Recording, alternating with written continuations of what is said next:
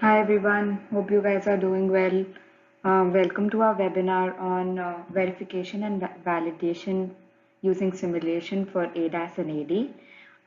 Hi, I'm Neha Agarwal. I'm a business developer for um, Veris VTD. Basically, and just a brief introduction about myself. Um, I was I did my master's in control systems, and I have been working as a software engineer um, as, on motion planning and controls module for startups in the Bay Area. And now I'm working as a business developer for uh, Veris VTD. VTD is our software uh, for 3D simulation. Um, uh, and yeah, looking forward to hearing from you guys. In case you have any questions for me, feel free to reach out to me and connect to me on LinkedIn. Um, so moving forward, just a brief introduction about what exactly is Veris Virtual Test Drive, where are we from, and what do we do. So, Virtual Test Drive, we started as a driving simulator company 20 years back, and now we have moved to virtual test driving and ADAS development over the years. We were based out of Munich, Germany, and then we were acquired by MSC Software um, in I think 2 years back. We have like over 50 employees, and like within the Hexagon umbrella, we have multiple different products which that takes care of multiple different modules within the entire autonomous development suite. So like we have Novotel as our GNSS positioning partner. We have Adams, which is a multi-body vehicle dynamics uh, tool, like a geosystem that provides 3D mapping services as well as hardware to our customers for scanning the roads, collecting real world images and aerial mapping of the environment you're interested in, and then obviously autonomous stuff that helps that provides customers with research vehicles so that they can just start building their own autonomous driving stack instead of building the vehicle from scratch. Um, yeah, so this is who we are. So let's talk about a few of the automotive challenges with respect to like the ADAS or the autonomous driving stack. So there are three parts of it. One is first we look at the environment. So basically we perceive the environment, understand where we are, where other things are with respect to us, and basically just get an get a complete understanding of the world around us so that we can make an informed decision. So when I talk about perception, it the first thing that comes to our mind is sensor suite. So basically radar, lidar, camera, ultrasonic sensor, navigation sensors like IMUs. Um, so these come under the perception part of things. Now once we know what is there in the environment and where everything is located, what other components in the environment are doing, then the next part is thinking. And so thinking would basically meaning like try to understand what path works the best for us given the environment and the constraints in it. So once we have that, we start planning our path and start understanding what route should we take to get the best results. So the best results in this case can be like either for you the KPIs could be like a comfortable drive, or you need to reach to a destination quickly, or you need to reach the destination using the shortest path. So using all these, you then decide or come up with a plan path. And now once you have the pattern, the other part is now just acting on it, basically stepping up on the throttle pedal and then just driving on that planned route from the previous step. And so here comes like your engine, your steering, braking, HMI.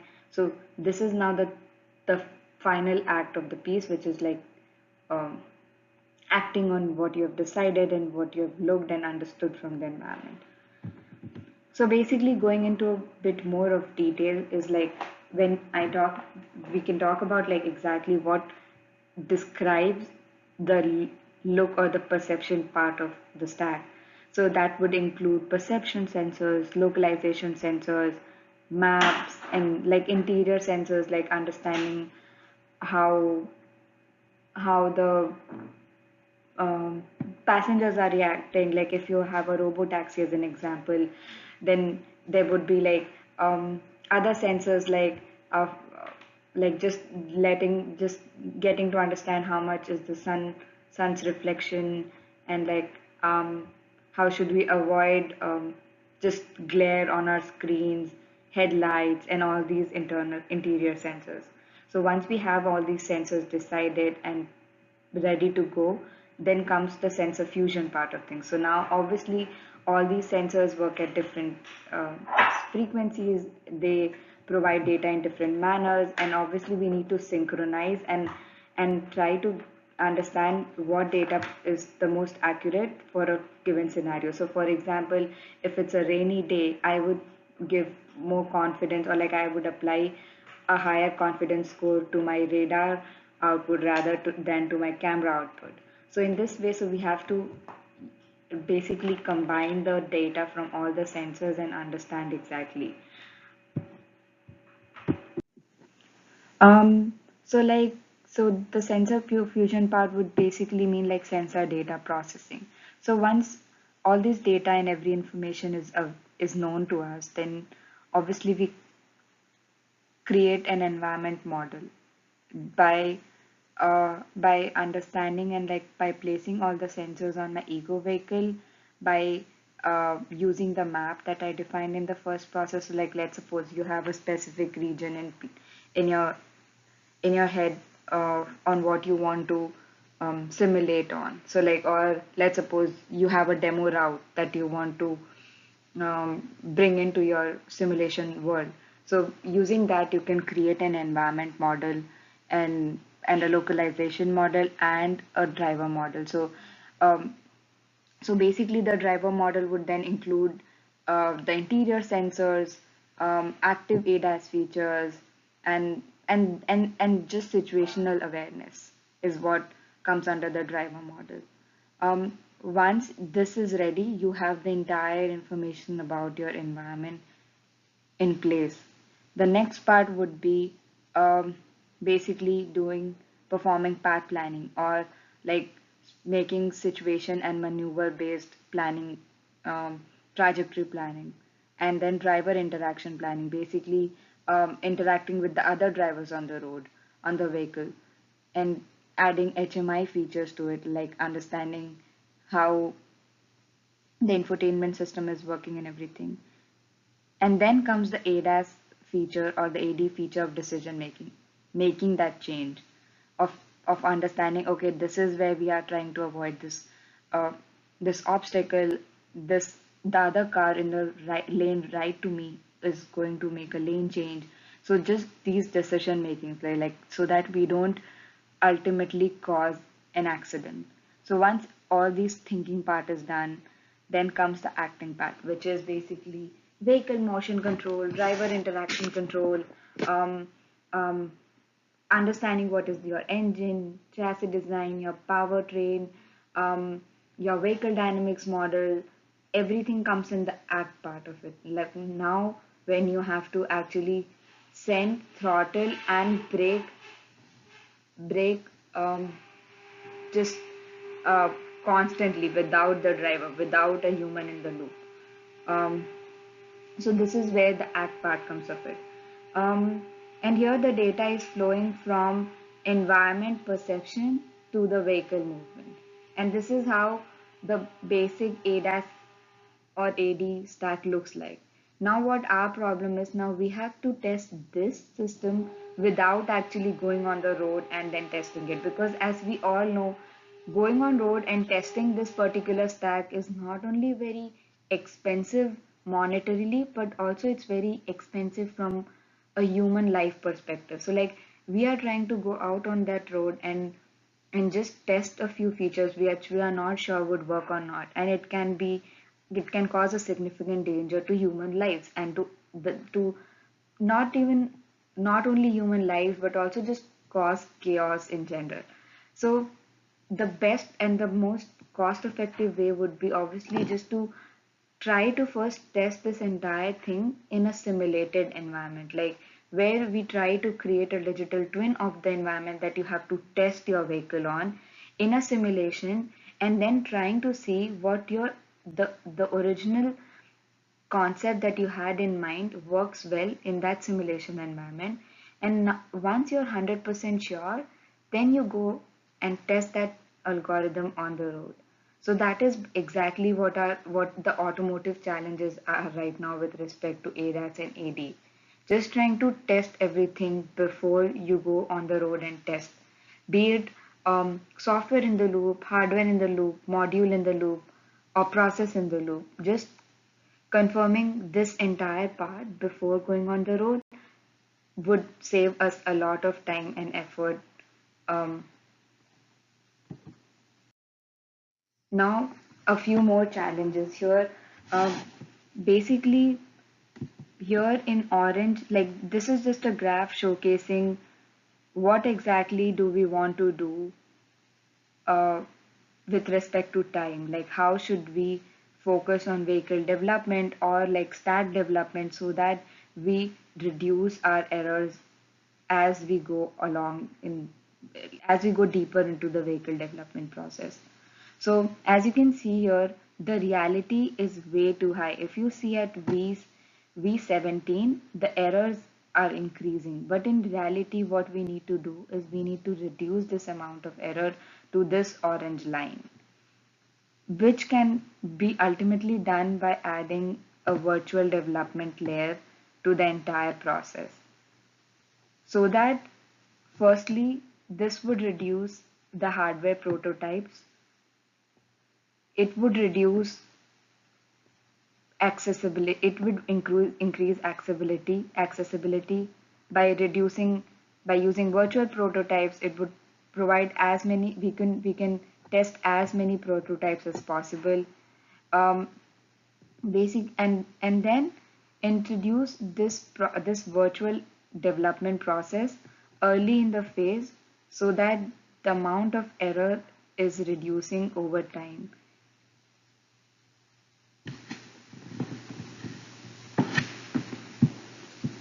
Moving on, uh, and this is where we come in the picture. So just to give you a better understanding of what VTD does is VTD helps customers in this process of virtual development, of basically developing a virtual layer in between. And this doesn't even have to start when you have done your development work. No, I what we are trying to say here is if we put both development and the virtual testing process hand in hand, then we would reduce a lot of errors over time, because instead of accumulating, like instead of building everything and then testing it, if we if we do the process together at the initial phases. So like let's suppose you built a feature, and then you just performed a unit test on it, right? So instead of performing that unit test, if you had a more real way of testing it, like not by going on the road, but actually testing it how it would perform with the road and other vehicles on in the picture.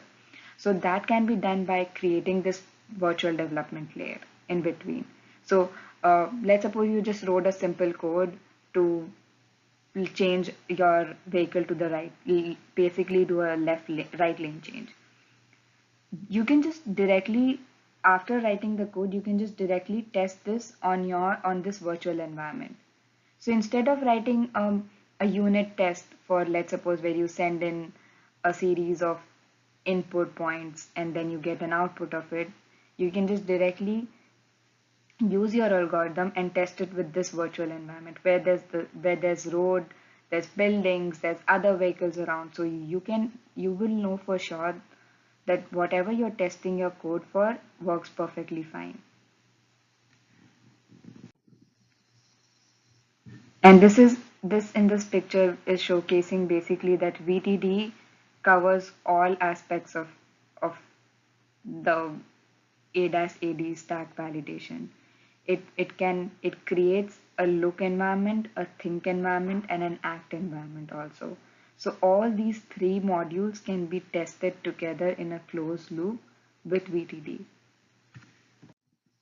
And this is how we do it. So this we first start by creating an environment, a static environment. So as you see the buildings, roads, traffic lights and signs, vegetation. So once you've created this world, then you start animating it by adding actors to it. So basically vehicles, pedestrians, animals, any such actors that you see in the real road right now, you can just add to your dynamic environment. Once you have done that, then comes the perceive layer, basically adding all the sensors to your vehicle and the surrounding vehicles.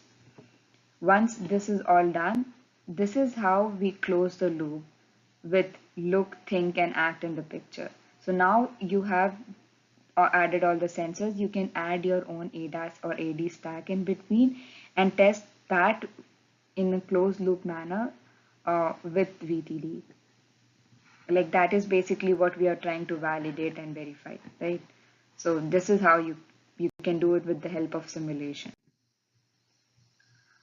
So this is where we are building a static environment. By for building a static environment, we you can use either the open source um, maps like OpenStreetMaps, or you can use Here Maps or HD Maps and convert that data to OpenDrive format and add it to your simulation environment.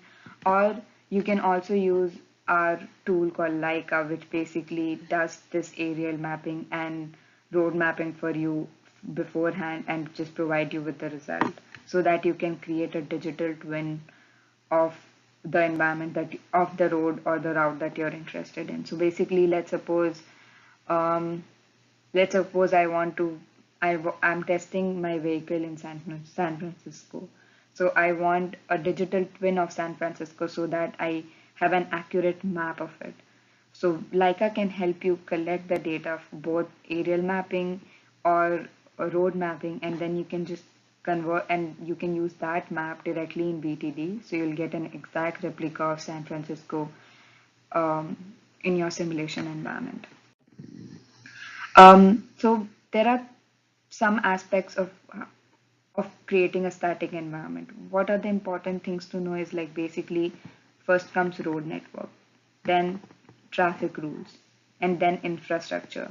So basically these are the three key points when it comes to a static environment creation, because these are the points that are constant and it won't change. Like it's not like the other dynamic actors like vehicles or pedestrians, because they are moving, they are constantly changing this location and speed. um, and so here base the current industry standard depends a lot on OpenDrive and OpenCRG standard, so basically the OpenX standards. With PTD also we provide a tool called Load Road Designer, which basically is a tool on here which helps you like so basically these are like small building Lego blocks, and then you can just connect these Lego blocks and create your own road network. We also provide customers, as I told before, with like country-specific databases like San Francisco, Denver, Colorado, Michigan, a specific place in Michigan, Europe, a specific location in Germany. So we provide country-specific databases as well, so that you can create your twin easily. So here, I'm just trying to showcase how does animate a scenario work. So this is a realistic driver, and we have added a realistic vehicle dynamics module to this vehicle because we want it to reflect the actual vehicle dynamics that works when we drive on the road. And this is how, and then we defined realistic pedestrians like the one defined here. Like you can get anything from um, gestures like crossing the road, scratching the head, window shopping, drinking coffee, um, animals, bicyclists, a person driving a cycle, a whole lot of animated actors with a whole lot of gestures. And also, we do have, I guess, autonomous pedestrians, you would call it. So you wouldn't have to specify a path for that pedestrian. Instead, if you just drag and drop the pedestrian on a sidewalk, it will automatically start walking in a specific route. This is one example where we are showing a person opening the car and driving it, a bicyclist in the picture, and this is how we simulate realistic weather, which is very important when you're trying to verify and validate your ADAS or AD stack. Because these are the few features which make your environment more and more realistic. And as realistic an environment you can create, you can test your AD ADAS stack that accurately. Um, this is where basically um, our solution comes in the picture. So the controller can be anything from a configurable driver, or you are on a driving simulator with a keyboard, or just your ADAS or AD stack. So it's very easy with VDD to just customize all these modules. You can add your own module or replace the module with VTD that's already there, the default VTD module with your own in-house module. Um, Now moving on to vehicle dynamics. So another very important part of ADAS AD verification and validation is making sure that the vehicle dynamics model that you have in your simulation environment reflects the actual vehicle dynamics. Um, and so here with VTD, you get two dynamic vehicle dynamics model. One is a basic bicycle model, and the other one is a 5 mass model for more advanced tests, like in which you need information like yaw, pitch, roll, and stuff like that. And the other one is Adams. Adams is a is again a tool within Hexagon and is being used like uh, it is it has been used and it is being used by a lot of automotive OEMs globally. Um, so you can also add your own vehicle dynamics model to VTD, like something that you've created in-house also. So that can be added with vehicle with VTD as well. Or because this part is essentially important when you're doing like um, a heavy vehicle like a bus or a truck or so just if you consider semi-autonomous trucks and autonomous trucks.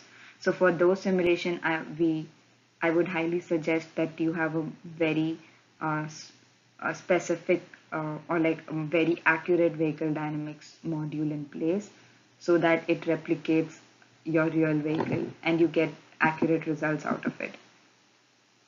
Um, Also, we can handle like there are a lot of traffic simulation tools out there like Sumo, PTV, Vissim, and these are and you can add that with VTD too.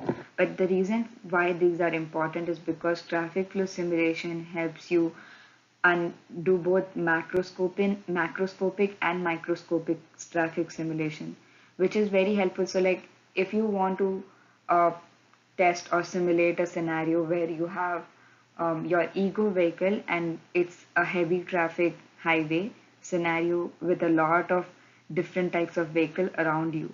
So in this case, instead of creating that scenario manually, you can also do something like a bulk traffic or a swarm traffic where it automatically populates the scenario with random vehicles around your ego vehicle so that you don't have to place it manually because quite frankly placing 200 vehicles in a scenario manually is just too difficult a task. um, Now comes the graphics part. So VTD is a physics-based uh, engine, and we can also do ray tracing in VTD. But also, if you want a different model to be added in VTD, like let's suppose you want your own vehicle model to be added to VTD. Like when I talk about model here, it's CAD modeling. So we would like it would make your simulation look even more realistic. Um, Moving on, uh, this is just us explaining how important having realistic vehicle dynamics is when it comes to a heavy vehicle. So like here in this example, you can see that when on an highway, this truck does a um, braking maneuver, how it performs.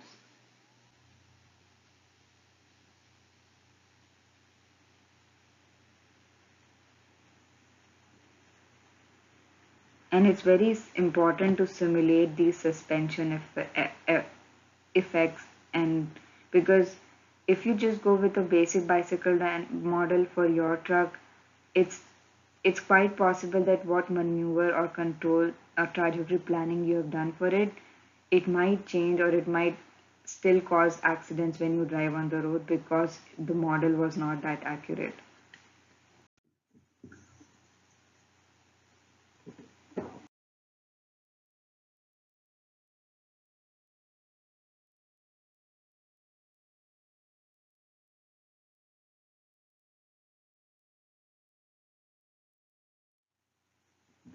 Now coming to perceiving the environment, so with VTD you have two types of sensors, basically a physics-based sensor and simplified sensor. The simplified sensor is basic objectless-based sensor which provides the ground truth information of the scenario that is running in front of you. And the other one is physics-based sensor which basically gives information per pixel level. And these are basically true replicas of your sensors on the vehicle, which is very important. Like, if you are just trying to test like a unit test, you want to perform a unit test simulation, then simplified sensors works perfectly because you know what the ground truth data is and you're dealing directly with ground truth data. So everything is happening in the real in an ideal world. But when it comes to physics-based sensor, then here multiple things comes into play like computation power, how much GPU you have, how much memory you have, what type of information you need, how detailed information you need. So that comes under the physics-based sensor part. So just an example of the sensor models that we have in VTD, like a pinhole camera. We have a fisheye camera model up to 360 degrees of field of view, and it's very important that we can simulate real world camera um, what to say errors using your simulation environment. So like you should be able to add statistical noise on pixel level just to replicate dust on your screen, or lens failures, for that matter, distortion, and these are just a few of the outputs that you might need for testing your ADAS AD stack. And this is just one of the outputs. Like this is your image in an YUV pattern, this is your image in an RCC pattern, which might be important for your algorithm development. Moving on to physics-based LiDAR sensor. So in comparison to camera, the LiDAR usually uses a smaller resolution in terms of pixel. Um, this allows us to use ray tracing for the sensor, which is good as for LiDAR. You may want to take into account several hits and reflections. Um, we are able to run in real time with this module, but of course the number of frame per second that we can generate depends on the number of rays that you want to simulate. Um, as an example here, you can see um, uh, like the lower one is of a low resolution 180 by 30 rays, and with 4 rays widening per pixel. The rate is 25 frame per second, but with the high resolution, where we are simulating 1800 by 300 rays, um, the the the speed like the speed is 5 frames per second almost.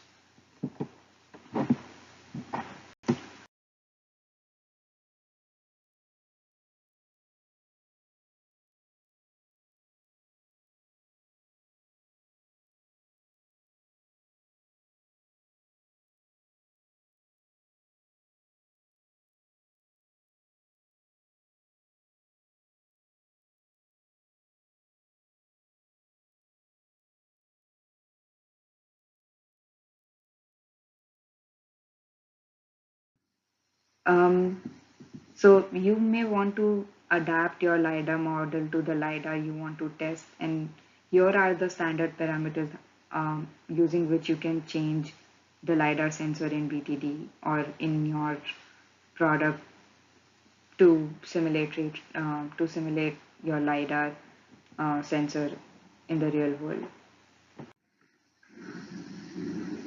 And here are a few outputs that you can get from BTD's LiDAR sensor model that uses ray tracing.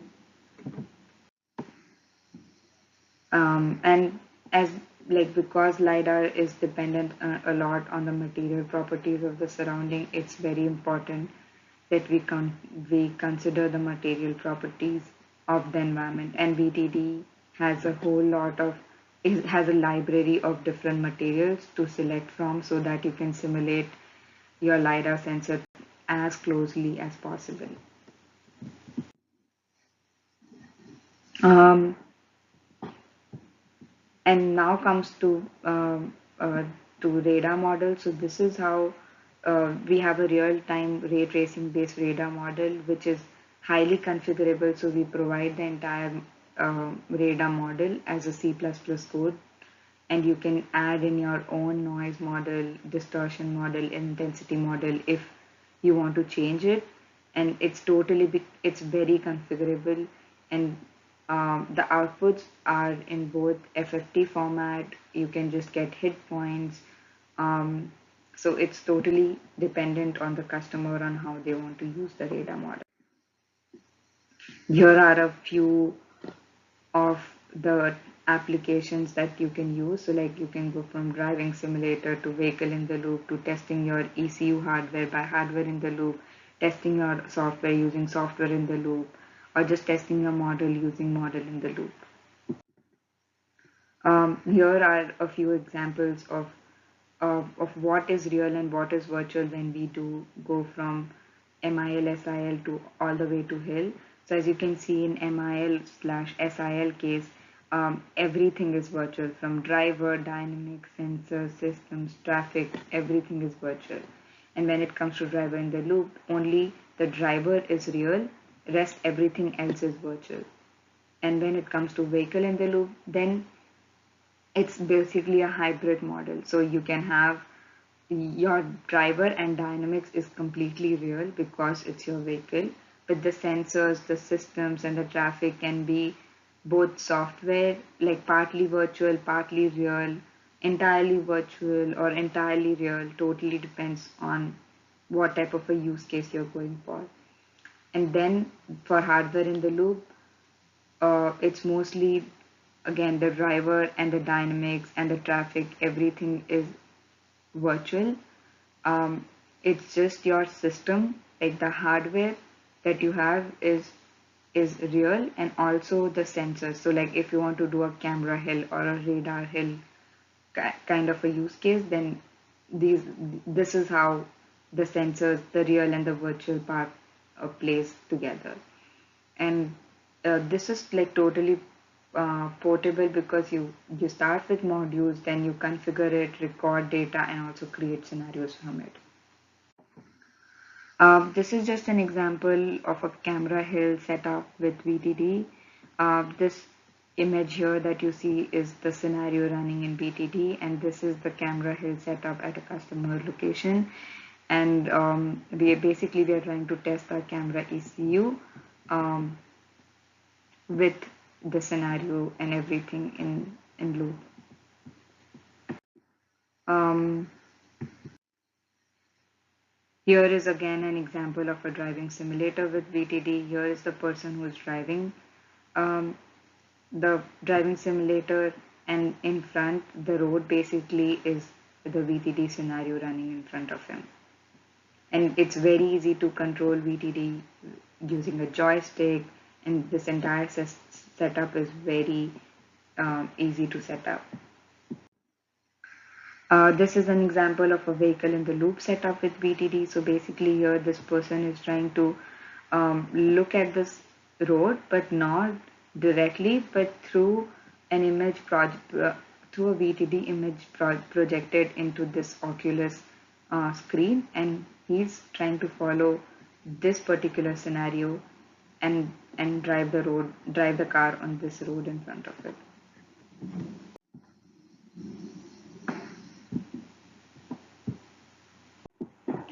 Actually, one of the current big challenges is that the number of ECUs are increasing drastically, and ADAS AD domain interact with a lot of other ECUs like powertrain, gateway, infotainment, PCM. Um, you could do a hill test and with VTD to test your hardware, but you can but obviously it takes a lot of time to get that hardware ready, and waiting till that hardware is ready is just really a waste of time. So instead, we need SIL, and more than that, we need SIL at scale. So like running massive simulations on cloud and understanding running a thousand variations of a single scenario, making sure it runs for both the very hazardous edge cases to very simple straight road maneuvers. For that, we need massive simulations on scale. And we recently came up with a product called VTD Scale, which runs on AWS and Azure, where basically we parallelize thousands and thousands of simulations that run together. This helps very much when it comes to early software development, parameter tuning for maybe your controls code, or parameter tuning in general for your sensors, going through integration tests. And so basically, this is just a way to integrate the CI/CD process of continuous integration and continuous development. And this is how in this video we are seeing that we are just running multiple variations of a single scenario and identifying the edge case scenarios from among these thousands of scenarios. And then we classify these as okay, safe scenarios, risky scenarios, but and entirely hazardous scenarios. And once we have run through millions and millions of miles in this simulation environment, we can then understand where are we going wrong with respect to our simulation or with respect to our sensor choice or sensor fusion stack. And this can accelerate the development time while also delivering safer vehicles. Please feel free to reach out to me if you need more information on this.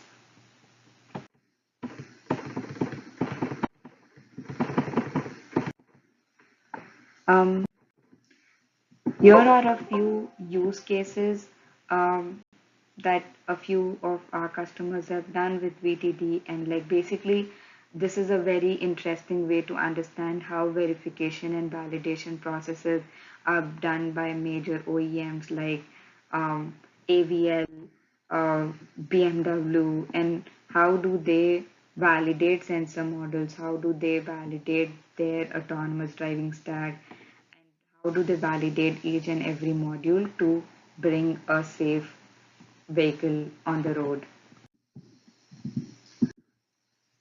And and Hexagon, BTD being part of Hexagon, is on its way to bring the entire autonomous vehicle simulation portfolio together.